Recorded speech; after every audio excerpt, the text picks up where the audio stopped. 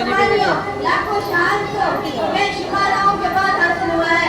कभी किसी माँ ने अपने जवान बेटे को वतन पर कुर्बान होते देखा, तो कभी किसी बहन ने अपने भाई के जनाजे को कजा दिया, कभी ट्रेनों से लाशों के ढेर, तो कभी घरों को आग लगाई गई, बच्चों को नेज़ों पर उछाला गया, औरतों की इज्जत पामाल की गई। लेकिन इस सब के बावजूद ज़बान पर सिर्फ एक नारा रहा, पाकिस्तान का मतलब क्या? ला इलाहा इल्लल्लाह, एक या ना नहीं था, एक ईमान था, एक वादा था कि हम एक ऐसी ज़मीन हासिल करेंगे जहाँ मुसलमान आज़ाद होंगे, जहाँ कुरान और सुन्नत का निज़ाम होगा, जहाँ अज़ानों को दबाया नहीं जाएगा, जहाँ बच्चों को कुरान पढ़ने की इजाज़त होगी, जहाँ औरतें हिजाब के साथ इज्जत पा सकेंगी, जहाँ इस्लामी रियासत का क़याम होगा।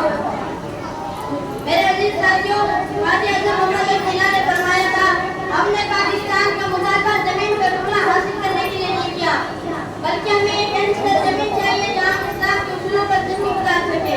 और डॉक्टर अल्लामा मोहम्मद इकबाल ने फरमाया था, अगर तुम्हें अपनी कौम की बहार जीता तो खुद ही को जिंदा करो, वरना ये मिट्टी ये पत्थर ये नाक समाज का किस्सा बन जाएगी।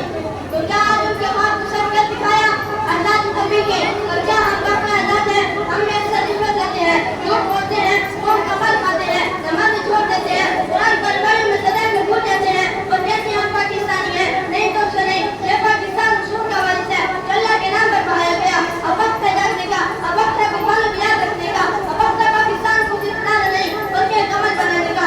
चलो याद करें, हम जानदार बनेंगे, हम फिक़्ह इबादत को खत्म करेंगे, हम तालीम काम करेंगे, हम पाकिस्तान को बनाए जैसा बनाएंगे।